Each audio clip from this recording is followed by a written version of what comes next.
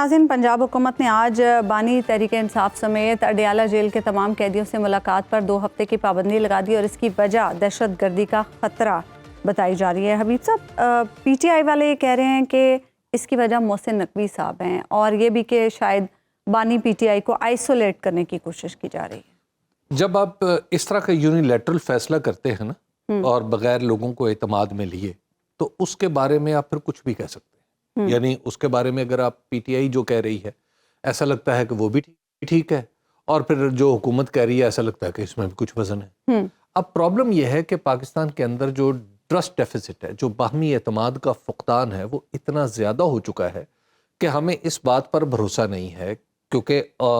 کہ جو بانی پی ٹی آئی ہیں وہ جیل میں ہیں، وہ کس حال میں ہیں۔ اور پھر ظاہر ہے لوگ ان سے مل رہے تھے، باہر وہ خبر آتی تھی، پتہ چلتا تھا کہ وہ ٹھیک ہے یا ان کی طبیعت ٹھیک ہے۔ اب ظاہر ہے 15 دن نہیں ملیں گے تو 15 دن کے بعد کیا ہوگا؟ اب اس سے یہ بھی نتیجہ اخذ کیا جا سکتا ہے کہ انہیں قید تنہائی میں نہ رکھا گیا ہو، قید تنہائی میں رکھ کے انہیں توڑنے کی کوشش نہ کی جا رہی ہو۔ اب آپ جتنے منہ اتنی باتیں، اب پھر ان باتوں میں وزن اس طرح بھی پیدا ہو جاتا ہے کہ جناب ہمارے جو محسن نقوی صاحب ہیں، محسن نقوی صاحب کا پرابلم یہ ہے کہ ان کا ریکارڈ بھی تو ہے نا، اور ان کا ریکارڈ یہ ہے کہ انہوں خاص طور پر پنجاب کے اندر جو کچھ کیا پچھلے کچھ عرصے میں، وہ تو بہت زیادہ تھا۔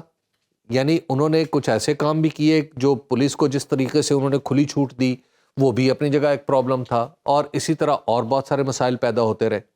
تو ایسی صورت میں آپ تو کسی بھی اگر کوئی بھی بات کریں تو میرا خیال ہے کہ اس کے اوپر آپ یہ مطلب اس کے بارے میں آپ کو ایسا لگتا ہے کہ یہ ٹھیک ہی ہے بات۔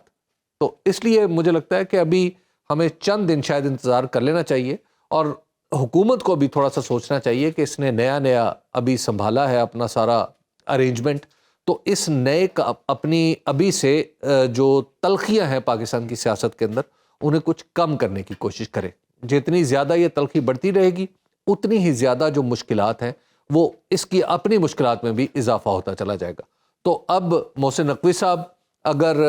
وہی چلن رکھتے ہیں جو انہوں نے پنجاب میں رکھا، تو یہ کوئی حیران کن بات تو نہیں ہوگی، لیکن بہرحال معاملات کی خرابی میں اضافہ ہوگا۔ سنو نیوز کا یوٹیوب چینل ہی آپ کی خدمت میں بے لاگ تبصرے اور غیر جانبدار تجزیے لے کر آتا ہے۔